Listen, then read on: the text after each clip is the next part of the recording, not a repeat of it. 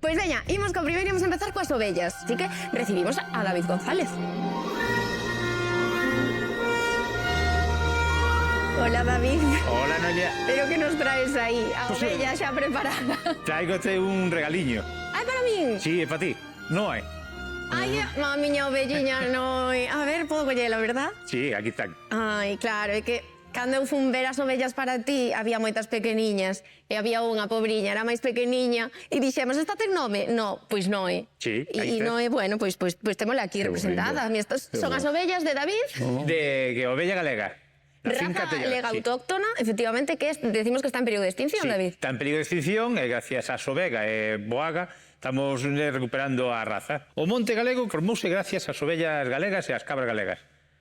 Porque antes as cabras e as ovellas estaban sempre no monte e as vacas estaban abaixo, pois agora ao revés, pero gracias a elas foi recuperando. O sea, ¿tú crees que no van a echar de menos, no? Si me las llevo para allí. Non, porque o clima e todo están moi adaptadas ao clima do norte de España. Vamos ver un resumo das ovellas de David e despois seguimos falando, Venga. vale? Ti fíxache ben que estamos falando dun rebaño de 60, non? Sí. 60 ovellas galegas. Empecé con 4, un macho, e fun ampliando e pouco a pouco. Pois veña, vamos a velas. Pachi, se elixes o meu rebaño, terás unos animais excelentes para a produción cárnica e de lá. As miñas ovellas teñen unhas características moi axeitadas para a explotación en extensivo, pero sobre todo estarás apoiando a conservación dunha raza en perigo de extinción.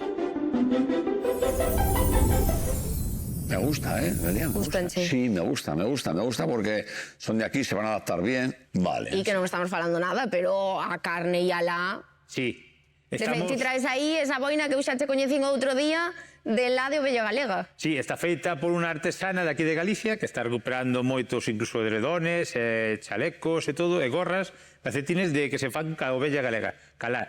Sí, aparte ahí la puedo pintar de negro y es una chapela. Claro. Sí, exacto. Tamén tes ovellas Me negras. vaya bien. Ah, también. Hai ovellas negras. por Rojas exemplo. para la China no tenemos, ¿no? Para ponerle No, la pero buena aí sí que China. podes tintalo. Ves, aí podes tintala. Eso O es. primeiro que temos que saber agora, estás vendo este rebaño de 60 ovellas galegas, ti canto pensas que custa? Buah, pues a ver, ¿cuánto puede costar una oveja? ¿Cuánto? Pues a 500 euritos cada una. Pues ahora mismo te las vendo por 500 euros cada una.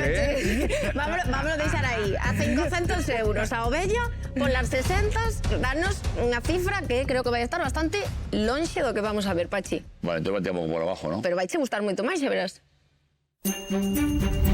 Este rabaño non só produce carne e leite, tamén axuda a conservar unha raza autóctona a piques de desaparecer, a ovella galega. Cada exemplar sitúase alrededor dos 150 euros.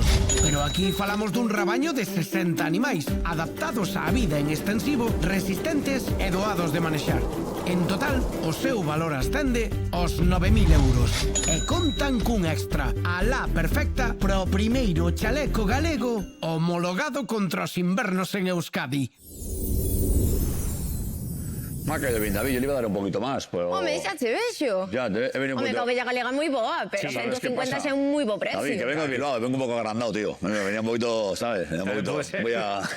Pasou bastante, pero bueno, a mellor teño que subirlle máis todo o precio. Bueno, me parece bien, me parece buen precio, ¿eh? David, me parece que has sido un tío justo y que no has venido a engañarnos. Claro, no, porque aparte hai que fomentar a raza nosa. E sería un orgullo por ter a nosa ovella por ali arriba no País Luego, Vasco. aparte que si da buen resultado, tengo compañeros que también tienen fincas al lado y también querrán, tendrán envidia y me dirán, ¿dónde las cogiste? Y le diré, no te preocupes, que ya te pongo yo en contacto con David. Perfecto, eso non hai problema.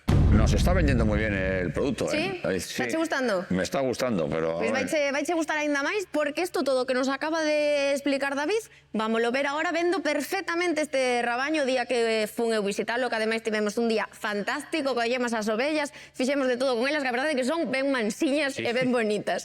Vámoslo ver, Pachi.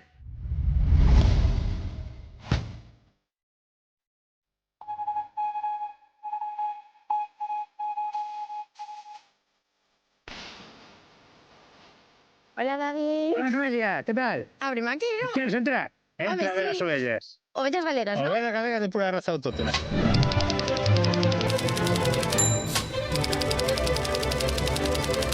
Meus tíos maternos me criaron en Coruña. Meus abuelos paternos son de aquí de Nogueira de Ramuín, de Armariz, concretamente. E sempre me gustou moito o campo. E aos 30 anos, pois, decidín cambiar de aires, de ser pintor decorador a virme a facerme gandeiro aquí, no rural. E apostei pola raza autóctona galega de ovella, que era a única maneira de poder recuperar os pastos todos que había, antigamente.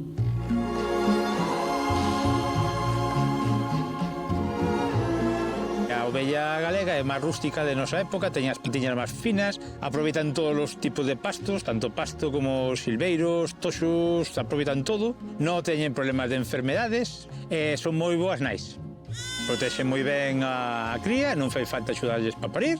Por ahora, en toda esta época, nunca tuve que asistir a ningún parto. Ellas os paren e aos 5 minutos o cordeiro xa está caná e yendo para onde teña que ir. Estamos intentando fomentar a lana de ovella galega, que ten moi boa calidade. Non é tan fina como outras razas, pero se dan feito traballos moi bons, como por exemplo esta gorra, e a xente de antes dicía que a lana de ovella galega que era o mellor que había.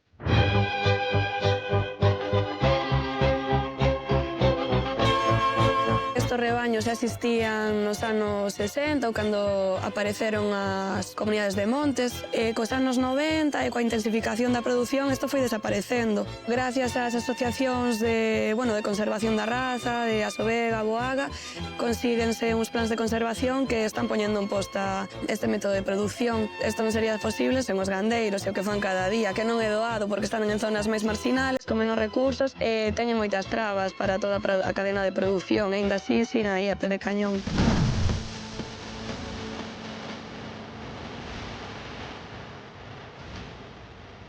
Esta é miña nove. ¿Esa de todo? Sí. Qué dóciles son, ¿eh? No, perfecta, sí.